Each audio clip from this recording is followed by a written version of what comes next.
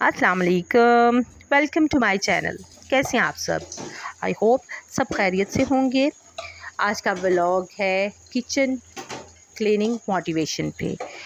तो ये थोड़ा चैलेंज ज़रूर लगता है, पर ये मुश्किल नहीं है।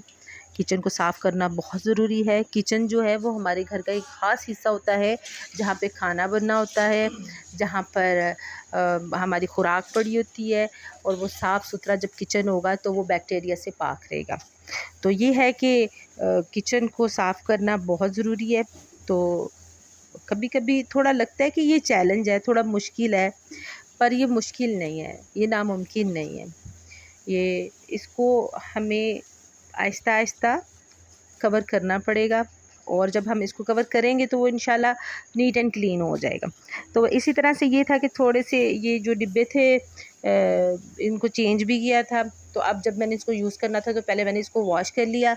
वॉश करने के बाद मैंने इसको उसमें बास्केट में लगा दिया ताकि ये ड्राई हो जाएं। उसके बाद फिर मैंने उसको शेल्फ़ और सिंक को साफ़ कर लिया, और जहाँ जहाँ मेरा हाथ गया वहाँ पे मैंने उसकी दीवार भी साफ़ की, उसके जो टैब हैं वो भी क्लीन कर दिए। तो उसके बाद फिर बारी आ गई ये इसकी स्टोव की।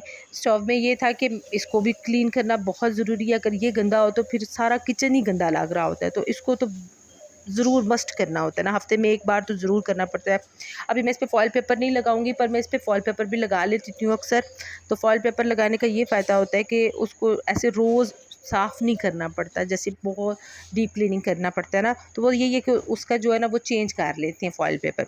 तो यही था कि मैंने इसको फिर बड़े अच्छे तरीके से सोप से लगा के इसको मैंने क्लीन किया। जहाँ पे मुझे ज़रूरत पड़ी स्टील वुड यूज़ करने की, मैंने वो उसको यूज़ किया। और उसके बाद फिर मैंने ये गीला कपड़ा लेके इससे उसका सारा जो जितना भी था वो मैंने उसका क्लीन किया। ऑयल था और जो जला हुआ था जहाँ से, उसको साफ़ सुथरा किया। करने के बाद फिर दोबारा से इसको वॉश करके कपड़े को फिर दोबारा से लगाया।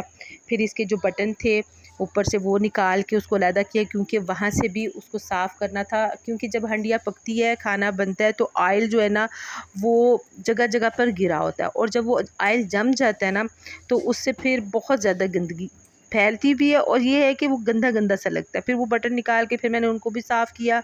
अच्छे तरीके से साफ़ करने के बाद फिर मैंने उनको उनकी जगह पे फ़िट कर दिया। उनकी जगह पे फ़िट करने के बाद ये था कि मैंने इनको जला के देखना था कि ये अभी सही चल रहे हैं, क्योंकि अक्सर पानी लगने से चूल्हा ऑन नहीं होता ना, स्टोव जो होता है ये ऑन नहीं होता। तो ये फिर मैंने इसको साथ ही साफ़ करने के बाद इसको ऑन किया था। तीनों को ऑन करके चेक किया। जब मुझे तसल्ली होगी कि हाँ भाई ये सही है, उसके बाद फिर मैंने क्या किया कि इसको जो इनकी बाकी एक्सेसरीज़ थी, इनकी बाकी हिस्से थे, वो इस पे मैंने लगा दिए। ठीक है। अब ये था कि किचन तो क्लीन हो गया।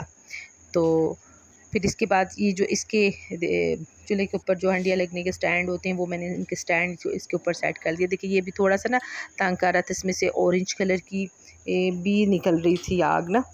तो खैर ये इसका है, इसका भी कोई हल निकालूंगी मैं अभी। तो इसको मैंने सेट करके तो फिर ये क्या किया कि मसाले कुछ बनाने थे, मसालों को भून के रखना था। आजकल मौसम ऐसा है कि उसमें हर चीज़ में नमी आ जाती है ना, बारिशों की वजह से हवा में नमी है।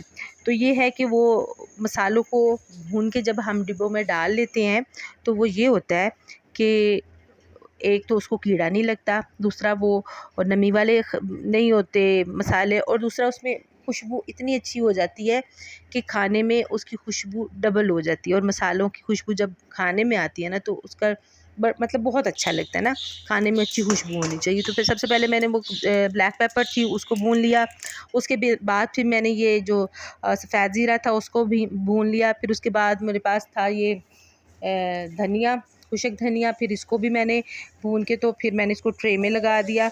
और ये नहीं किया कि इसको फ़ौरन डिब्बों में डाल दिया ना। तो ये है कि इसको जब भी हमने भूनना है, भूनने के बाद क्या करना है कि इसको ठंडा होने के लिए किसी प्लेट में किसी ट्रे में डाल के रख लेना है और उसके बाद फिर जब ये ठंडा हो जाता है तो जार में डाल के रख लेना। तो मैंने इनको ठंडा होने के लिए रखा। इसके बाद फिर लगी भूख लगी तो फिर खाना निकाला, उसको गरम शरम किया। और ये करेले तो मैं बना के रखे होते हैं, ये तो स्पेशल है। और इसमें स्पेशल ये है कि इसमें हरी मिर्ची भी जो है ना वो बड़ी मज़ेदार सी बनी होती है, तो वो भी फिर थोड़ा सा सैलड बना लिया साथ। रोटियां वगैरह तो मैं रूम में छोड़ आई थी पहले, और अब ये साथ ये कौरमा बना लिया था, बीफ कौरमा। तो बस फिर खा लिया। तो इंशाल्लाह नेक्स्ट व्लॉग में मुलाकात होगी। अपनी दुआ में शामिल रखिएगा। ओके जी, अल्लाह हाफिज़।